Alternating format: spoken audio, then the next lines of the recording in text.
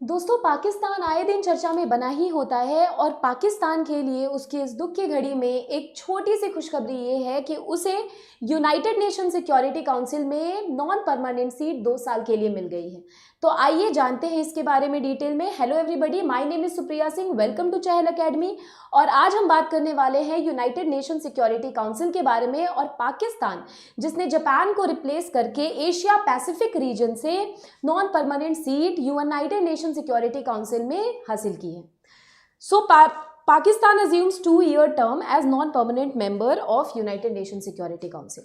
ये बहुत ज़्यादा चर्चा में है दोस्तों, क्योंकि ये जो मुद्दा है या फिर पाकिस्तान की जो नॉन परमानेंट सीट जो 1 जनवरी 2025 से स्टार्ट होकर के और 2026 तक जाएगी 2 साल के लिए, उसके बीच में हम बहुत सारी डेवलपमेंट्स या बहुत सारी चेंजेस जो हैं वो देख सकते हैं।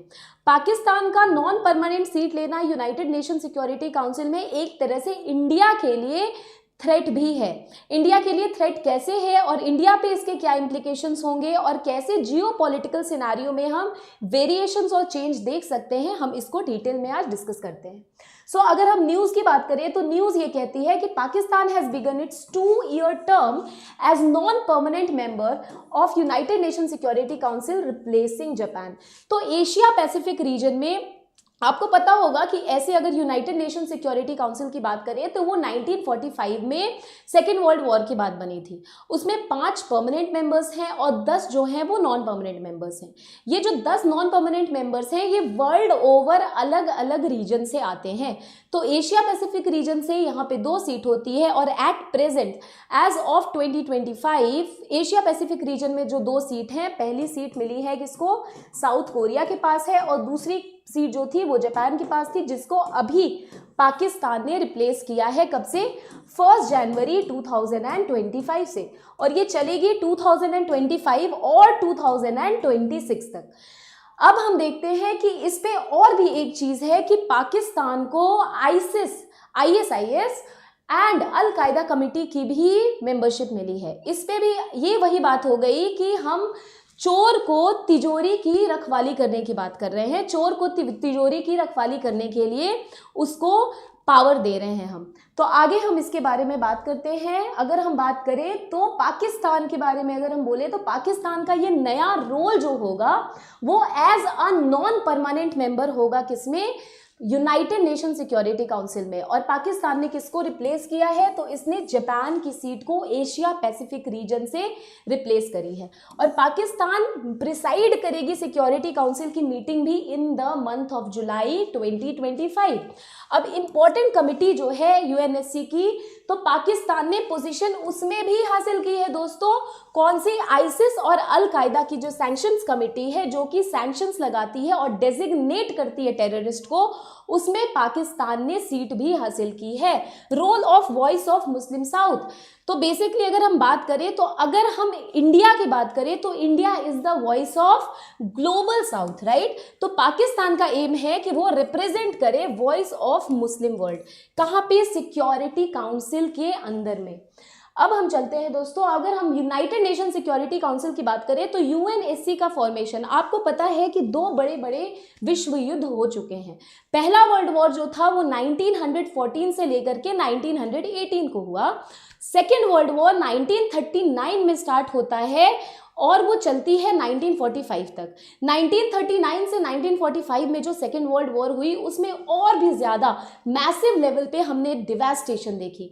जब हमने ये डिवास्टेशन को देखी, इस तरह से डिस्ट्रक्शन को देखी, कंट्रीज़ को एक दूसरे को ख़त्म करते देखा, चाहे वो हम हिरोशिमा नागासाकी की बात कर लें और या फिर पर्ल हार्बर की अटैक की बात कर ले, तो वर्ल्ड ने ये डिसाइड करा कि हर 20 साल पे अगर ऐसा होगा तो शायद फ्यूचर में तीसरा विश्व युद्ध भी हो जाए। तो इसके लिए सबसे ज़्यादा ज़रूरी चीज़ क्या थी? सबसे ज़्यादा ज़रूरी चीज़ ये थी कि जो वर्ल्ड के जो सुपर पावर्स हैं, अगर वो आपस में ये डिसाइड कर लें कि अब हम लोग किसी तरह का युद्ध नहीं करेंगे, तो शायद वर्ल्ड में जो अदर कंट्रीज़ हैं वो भी आगे आकर के युद्ध नहीं करेंगी।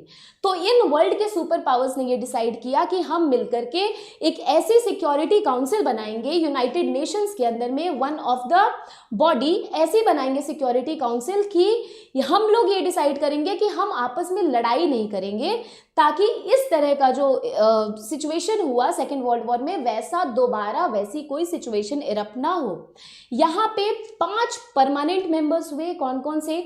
जो वर्ल्ड के सुपर पावर्स थे उस टाइम पे, जैसे कि यूके,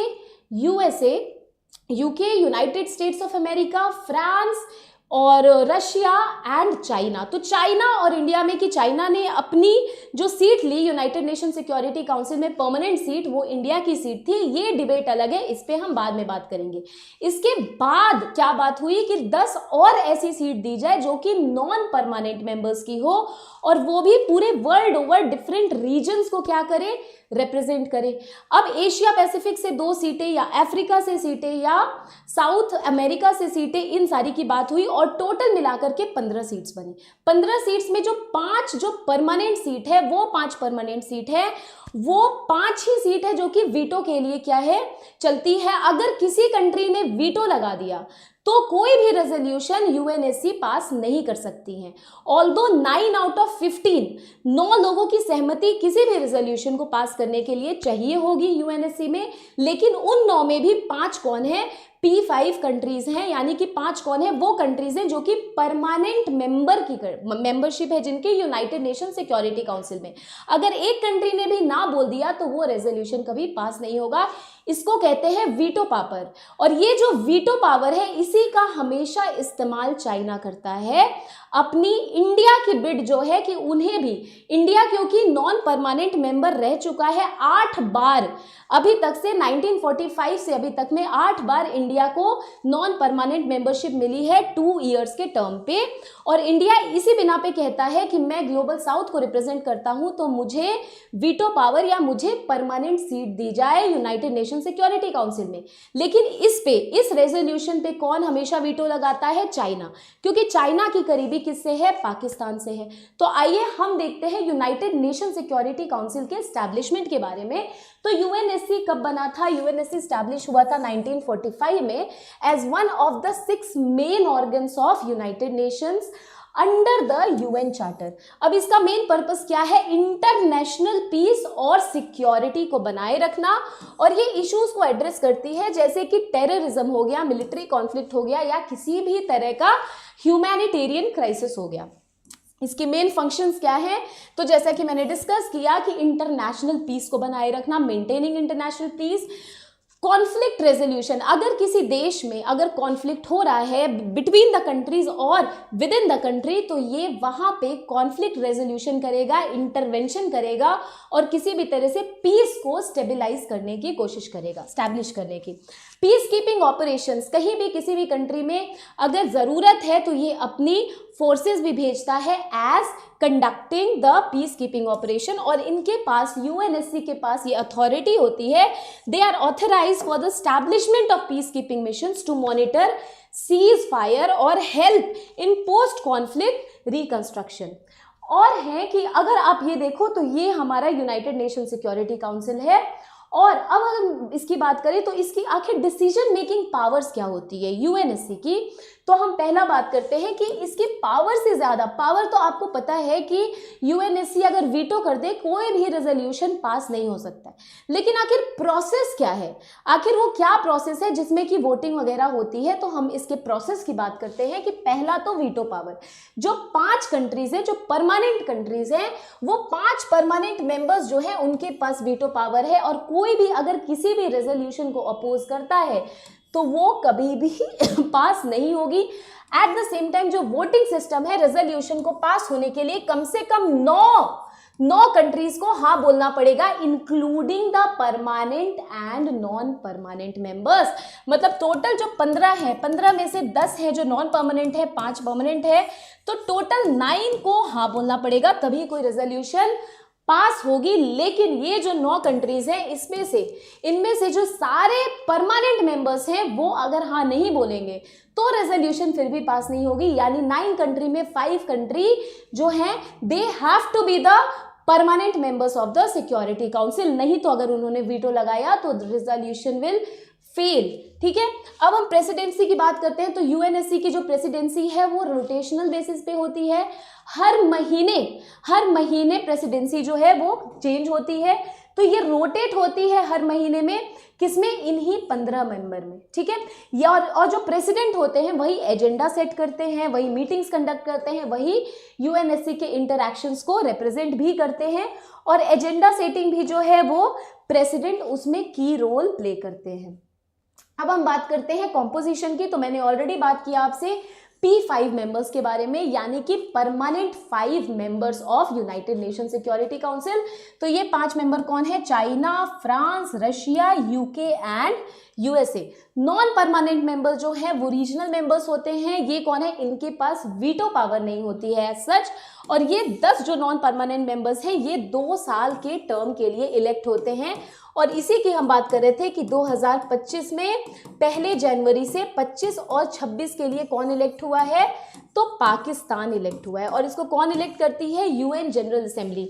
अब आप बताओ कि यूएन जनरल असेंबली में टोटल कितने मेंबर्स हैं। तो यूएन जनरल असेंबली में total 193 as of now UN के मेंबर्स हैं। और इस 193 मेंबर्स में वोटिंग होती है, और जो मैक्सिमम वोट जिनको मिलती है उनको क्या किया जाता है, इनको as non permanent member elect किया जाता है। और अभी पाकिस्तान को नॉन परमानेंट मेंबरशिप के लिए 193 में से इनको 182 वोट्स मिले हैं, और इतनी वोट्स मिलने के बाद इनको सीट मिली है यूनाइटेड नेशन सिक्योरिटी काउंसिल में। क्योंकि ये सारे जो नॉन परमानेंट मेंबर्स हैं ये क्या रिप्रेजेंट करते हैं, ये रीजनल ग्रुप्स को रिप्रेजेंट करते हैं। तो टोटल मिलाकर के कितनी मेंबर्स हो गई यूएनएससी में, तो 15 हो गई। अब हम चलते हैं कि इनका आखिर इम्प्लीकेशन कश्मीर पे क्या होगा। So implication of Pakistan UNSC term for India. तो आपको पता है कि कश्मीर जो है वो एक ऐसा इशू है जिसको कि इंडिया कहती है कि ये एक बाइलेटरल इशू है, ये मेरे और पाकिस्तान के बीच में है, और वर्ल्ड इसमें कोई भी इंटरनेशनल एजेंसी या कोई भी वर्ल्ड पावर इसमें इंटरवीन ना करे। लेकिन आपने शुरू से देखा होगा कि पाकिस्तान ने हमेशा से कश्मीर मुद्दे को इंटरनलाइज किया है, वो हमेशा से कश्मीर कश्मीर कश्मीर चिल्लाता आया है। तो ये एक बहुत ही बड़ी इम्प्लीकेशन है कि हो सकता है कि कश्मीर इशू को, और हो क्या सकता है, होगा ही कि कश्मीर इशू को फिर से पाकिस्तान वर्ल्ड पावर्स के बीच में और इंटरनेशनल प्लेटफॉर्म पर लेकर के आएगा, और फिर से वो कश्मीर मुद्दे को उठाएगा। So Pakistan is likely to raise Kashmir at United Nations Security Council aiming for international intervention. International intervention के लिए फिर से पाकिस्तान बोलेगा। और इंडिया का क्या स्टैंड है, इंडिया का कहना है कि कश्मीर बाइलेटरल इशू है मेरे और पाकिस्तान के बीच में, और हम नहीं चाहते हैं कि उसमें कोई भी इंटरनेशनल इंटरवेंशन हो। Opposition to India's UNSC bid. अब आपको पता है कि इंडिया जो है यूनाइटेड नेशन सिक्योरिटी काउंसिल में, क्योंकि वो कहती है कि we represent the global south, we represent the aspirations and agendas of the global south और द न्यू वर्ल्ड कंट्रीज। तो हमारे लिए क्या इंपॉर्टेंट है, हमारे लिए इंपॉर्टेंट है कि हमें परमानेंट मेंबरशिप दी जाए, किसमें, यूनाइटेड नेशन सिक्योरिटी काउंसिल में। लेकिन इस चीज को हमेशा वीटो लगाती है कौन, इस चीज को वीटो लगाने वाली कोई नहीं है बल्कि चाइना है। अब चाइना के संबंध पाकिस्तान से अच्छे हैं, तो अगर पाकिस्तान को नॉन परमानेंट मेंबरशिप मिली है तो ऑब्वियसली वो अपोज करेगा India's bid to the permanent membership. तो पाकिस्तान तो अपोज करेगा India's aspirations for a permanent seat with veto power, जिसको कि इंडिया मांग रही है, undermining India's effort for UNSC reform. UNSC reform के लिए इंडिया, ब्राजील, ये सारी कंट्रीज लगी हुई हैं, कब से ये कह रही हैं कि वी वांट परमानेंट मेंबरशिप। अब टेररिज्म डेजिग्नेशन, तभी मैंने आपको शुरू में बोला था कि चोर को तिजोरी की रखवाली करने बोलना। इसका मतलब क्या हुआ कि जो एक कमिटी है, जो यूनाइटेड नेशन सिक्योरिटी काउंसिल की कमिटी है, चाहे वो अल कायदा कमिटी हो या फिर वो आईएसआईएस कमिटी हो, इसके मेंबर ही आपने पाकिस्तान को बना दिया है, और पाकिस्तान को ग्लोबली रिकग्नाइज किया जाता है कि वो गढ़ है टेररिस्ट का।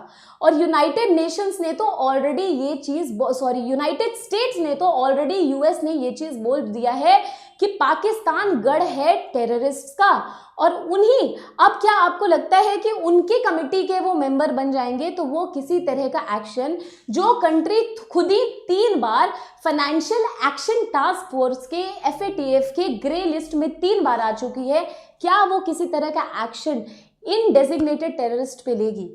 तो यही बात है कि पाकिस्तान का रोल जो अल कायदा और इस्लामिक स्टेट सैंक्शंस कमेटी में है, वो शील्ड कर सकती है इन टेरर ग्रुप्स को जब ये इंडिया पे टारगेट करते हैं।